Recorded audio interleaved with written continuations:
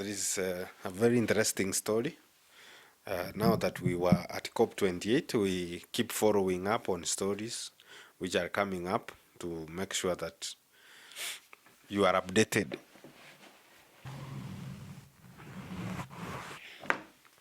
So there is a billionaire from Australia by the name Andrew Forrest. Andrew Forrest is worthy, his net worth is estimated to be 21.7 billion US dollars. His nickname is Twiggy. Twiggy has made very interesting comments about COP28. So this Twiggy, first some background. This is a man who majored in economics and politics at the University of Western Australia. They owned a rural pastoral station, like they owned a lot of cows at a place called Mindero Station, which they sold at some point. His family sold, and now he purchased it in 2009. He bought 7,300 square kilometers, which he later expanded by buying surrounding farms, and now he holds 10,000 square kilometers of land for cattle farming. At the COP28 in Dubai, Andrew Forrest called for the phasing out of fossil fuels. That is what he was calling out for. So he was in Dubai, and he arrived in a very dramatic way, which we shall talk about later. This is what he said, if I can quote. Companies that don't stop burning fossil fuels will have blood on their hands, end of quote.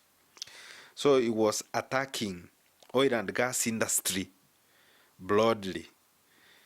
What he did, money is good, by the way. When you are an advocate of something and you have money, things become easier in a way. So he paid more than 10 major newspapers around the world to publish his advertisements attacking oil and gas industry.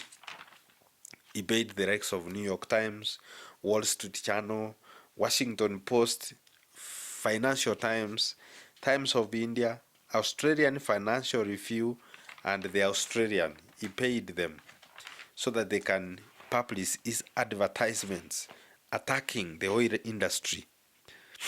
He said that COP28 could have enormous historic relevancy if countries declared fossil fuels should be phased out and not just abated.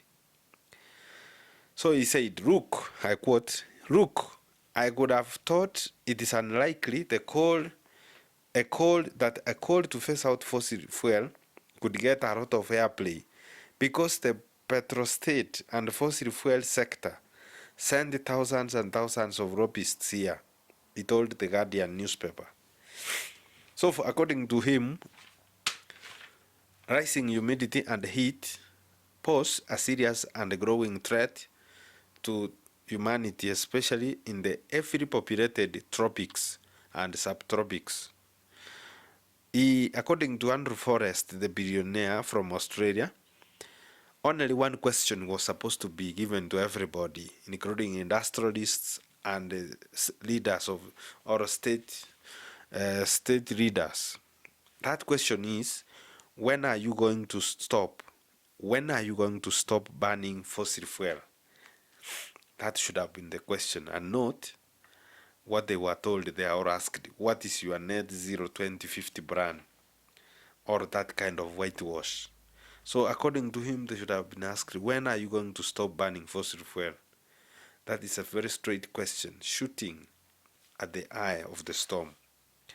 Andrew Forrest's advert was followed by a full page, that is now in Australia. His adverts were followed by a full page campaign in the Australian newspapers by the oil and gas company Woodside to promote its proposed Scarborough gas field. So they had a gas field which was proposed.